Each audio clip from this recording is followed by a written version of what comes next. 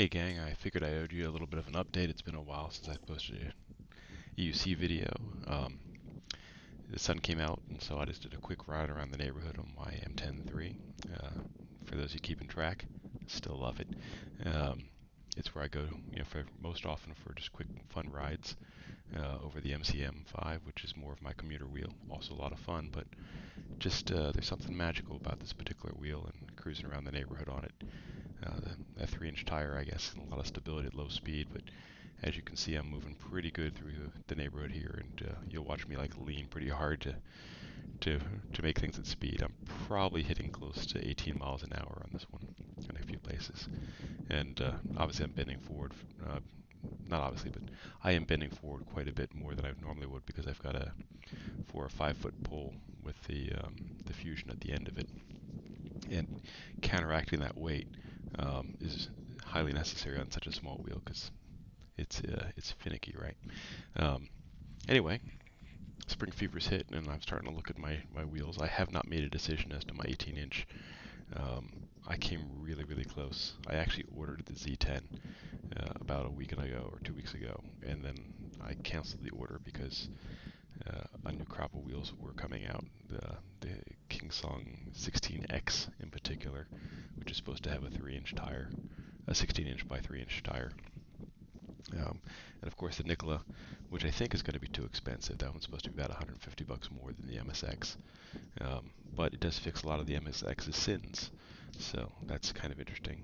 But it's big and bulky and ugly and just not kind of where I want to be, I think. I have to see the reports. I don't think anyone's been very excited with it yet.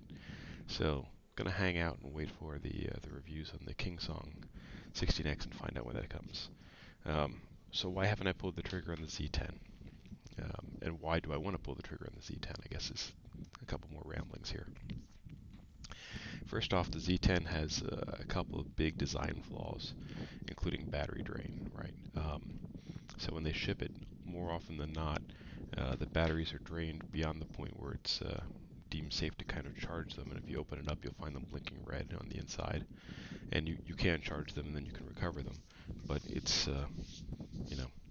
it's not where you want to be, right? And then of course if you let it sit, it'll drain back down again in a period of 20 days or whatever it happens to be.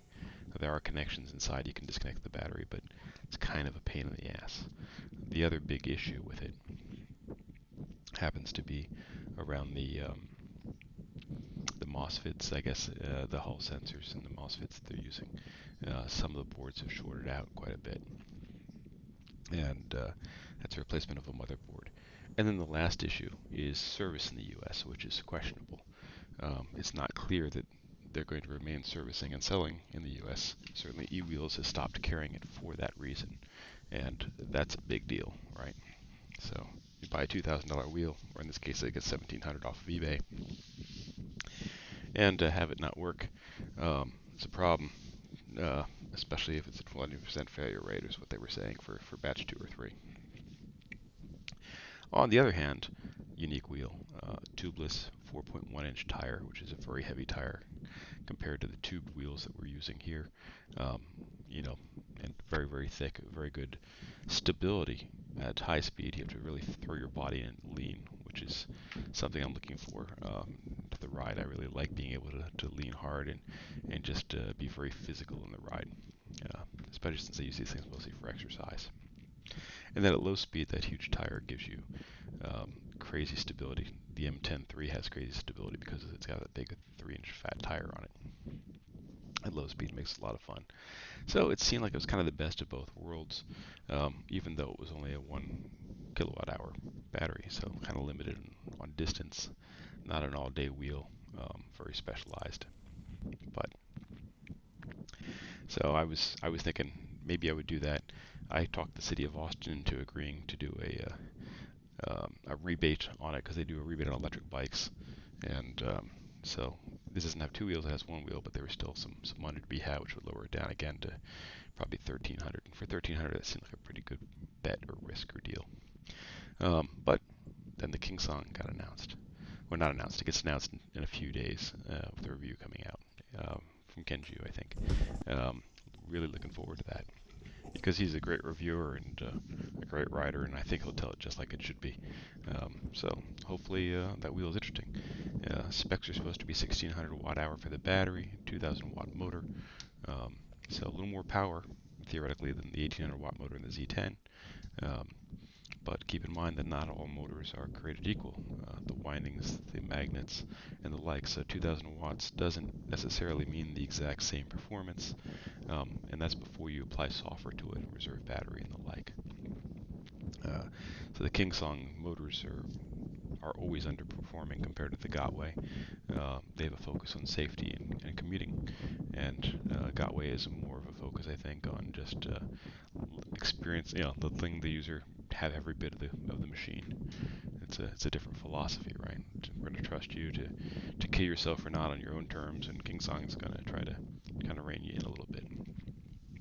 So we'll have to see how the ride goes and if it is worthy or not. And I guess we'll just kind of hang out and see. Um, Maybe one day I'll be lucky enough to ride the Z10 actually. I did do a search. The closest one is in El Paso, which I think is like 800 miles away or 900 miles away, something like that. I have to look it up. But it's in the tip of Texas, and it takes all damn day to get out of Texas. So even from Austin. So there's the update, guys. Um, Hopefully it's short and sweet, and you'll see more of us as the weather comes out and is good. Happy riding.